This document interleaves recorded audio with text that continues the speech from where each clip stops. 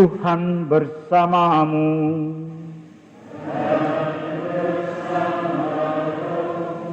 Inilah Injil Yesus Kristus menurut Matius.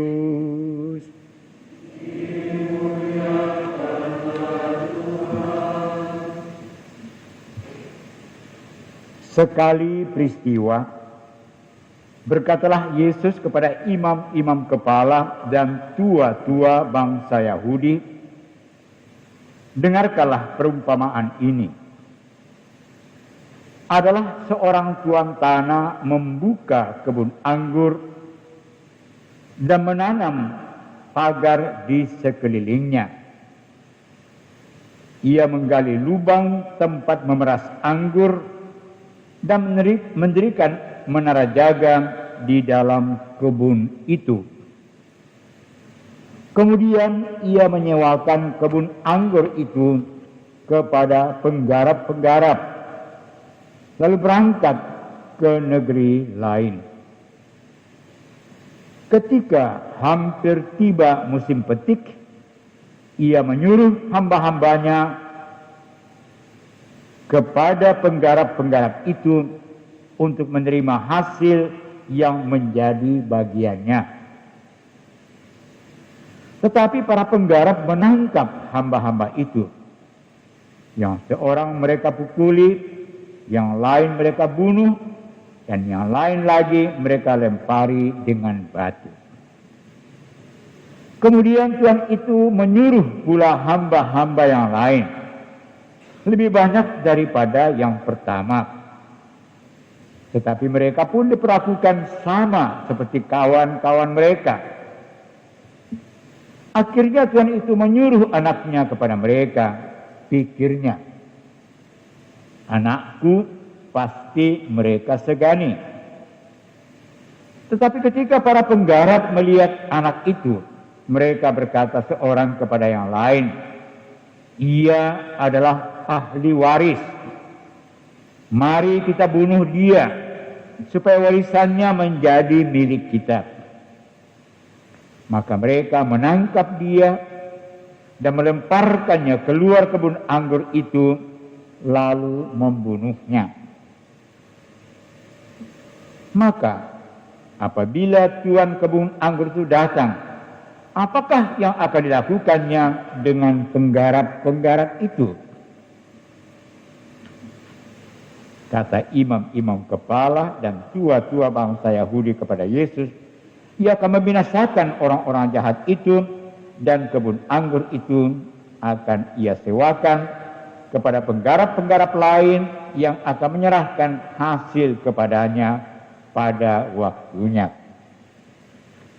Kata Yesus kepada mereka, "Belum pernahkah kamu baca dalam kitab suci, batu yang dibuang oleh tukang-tukang bangunan telah menjadi batu penjuru? Hal itu terjadi dari pihak Tuhan, suatu perbuatan ajaib di mata kita. Sebab itu, aku berkata kepadamu, kerajaan Allah akan diambil daripadamu dan akan diberikan kepada suatu bangsa yang akan menghasilkan buah kerajaan itu."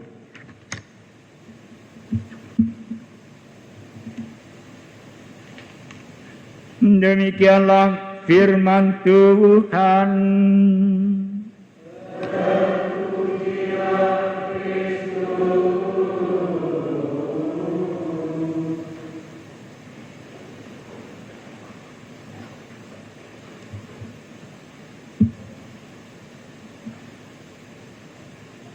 Tentu kita bisa menangkap apa pesan dari perumpamaan tadi yang dikatakan oleh penginjil Matius, diceritakan Yesus di hadapan para imam dan kaum tua-tua yang kita tahu tidak menerima Yesus sebagai utusan Allah,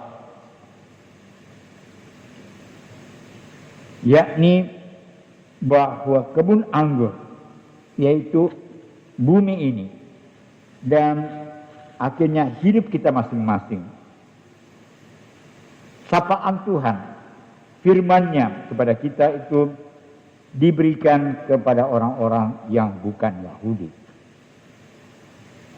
Namun demikian, untuk kita murid-murid Yesus zaman sekarang, lebih dari 2000 tahun sesudah cerita dalam Injil ini disampaikan, dan hampir 3000 tahun sesudah kitab Nabi Yesaya yang kita dengarkan tadi ditulis,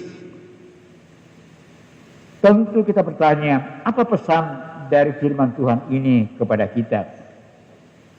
Orang-orang yang boleh mengenal Yesus melalui firman-Nya, yang boleh dipanggil menjadi anggota keluarganya yang kudus dalam pangkuan gereja Katolik.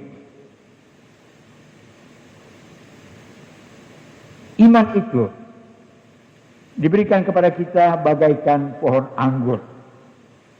Dan kita tahu ada buah anggur yang asam, tapi lebih banyak buah anggur yang manis. Begitulah juga hidup kita zaman sekarang ini. Tuhan menghendaki supaya hidup kita itu bagaikan pohon anggur, bagaikan kebun pohon anggur itu menghasilkan buah-buah kebaikan, seperti disebutkan beberapa oleh Paulus dalam bacaan yang kedua tadi. Tuhan menghendaki supaya sesudah kita mendengarkan firman-Nya, sesudah kita dikuatkan oleh daya dan kuasa Roh-Nya, melalui sakramen Krisma, melalui roti Ekaristi yang kita terima, kita menjadi orang yang benar di hadapan Tuhan. Kita menjadi orang-orang yang mengamalkan kemuliaan Tuhan. Kita menjadi orang-orang yang adil.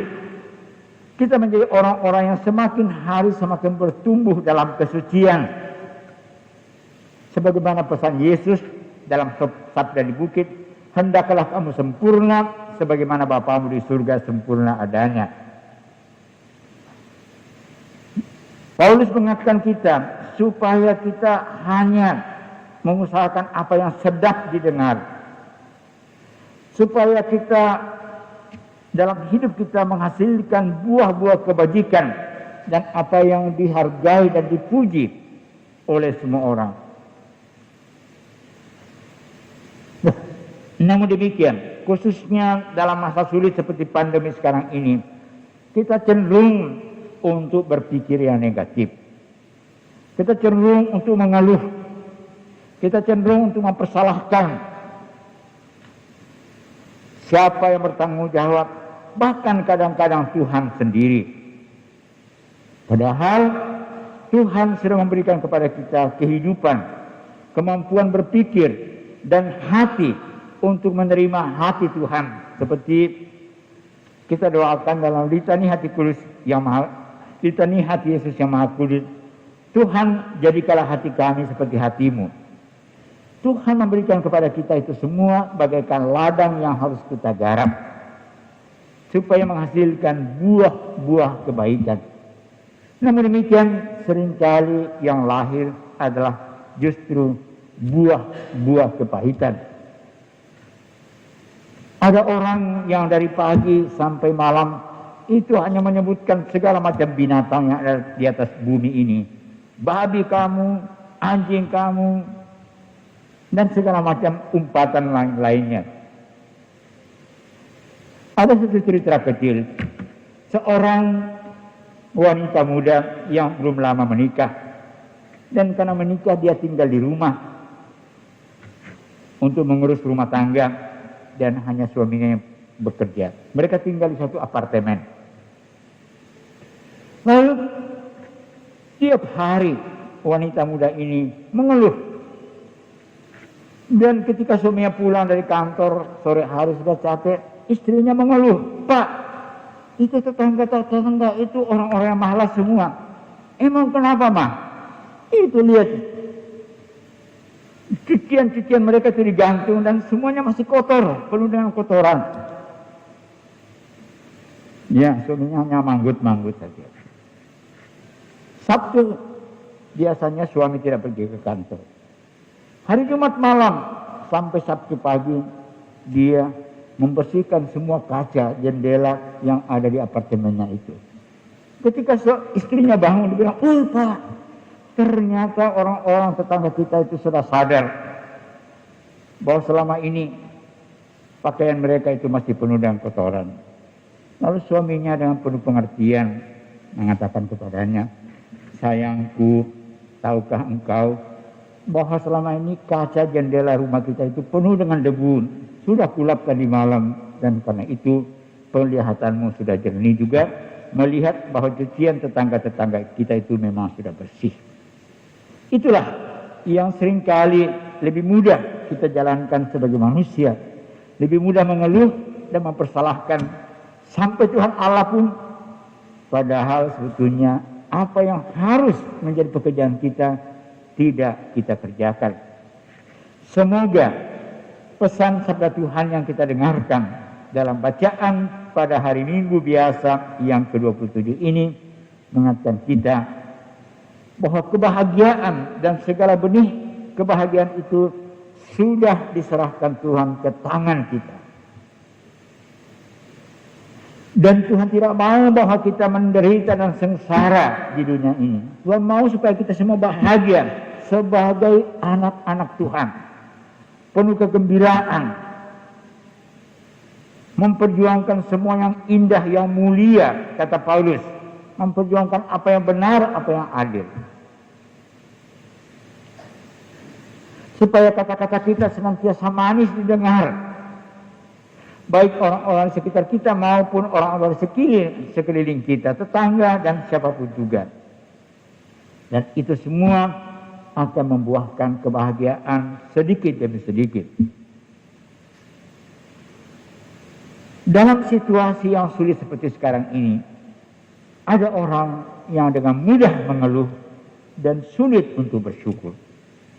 Sulit untuk melihat dan menyadari bahwa Tuhan tetap berkarya juga ketika situasi itu berat dan sulit.